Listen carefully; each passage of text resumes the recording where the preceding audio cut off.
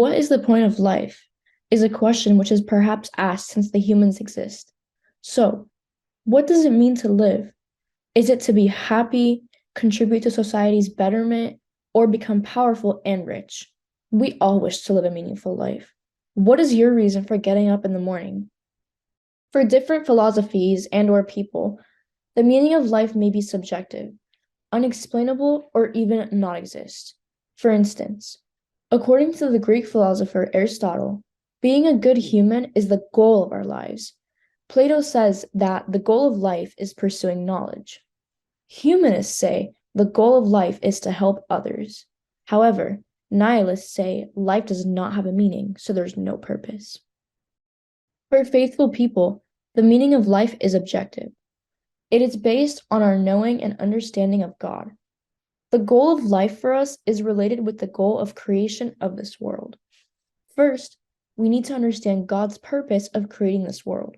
Indeed, despite being a weak narration, Sufi Muslims often cite a saying relayed by Prophet Muhammad, peace be upon him, from Allah as follows: I was a hidden treasure and wanted to be known, which suggests that Allah wanted to see and show the manifestations of his divine art, just like an artist. The manifestations we observe in this universe are indeed the reflections of his divine names that describe his attributes. As an example, Ar-Rahim refers to his compassion, while Al-Razak refers to all providing.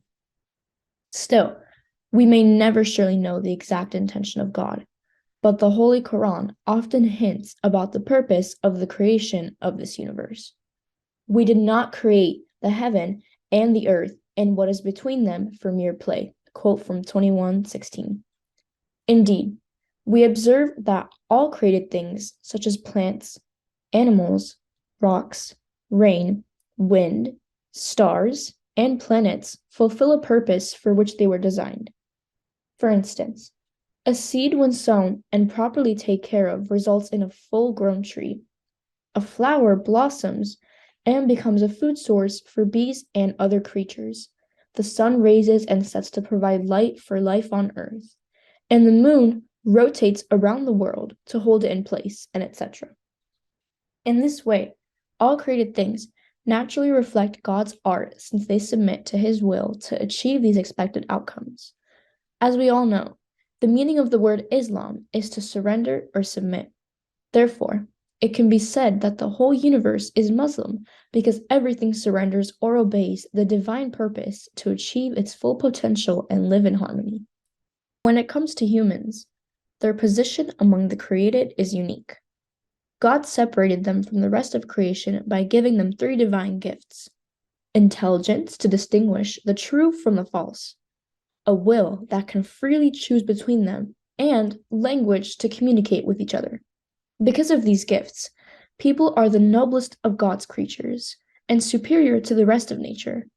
Allah emphasizes this in the Quran by pointing out his expectation. And I have created the jinn and humankind only to know and worship me. The fulfilling of purpose for man is therefore to surrender to God's will through his own way. In other words, humans worship God by doing good deeds, becoming a virtuous person, helping the needy, attaining knowledge to serve others, and purifying their souls. In this way, he can achieve full perfection. An example, Insan-i Kamil, to even surpass the angels through his own will and reasoning. All of this suggests that the meaning of life for Muslims is much more encompassing, that includes all the aspects mentioned by many philosophers. A life devoted to this purpose would be the best way to flourish as a human. Living unconsciously and impulsively would downgrade human potential and lead to losing the balance with the rest of the universe.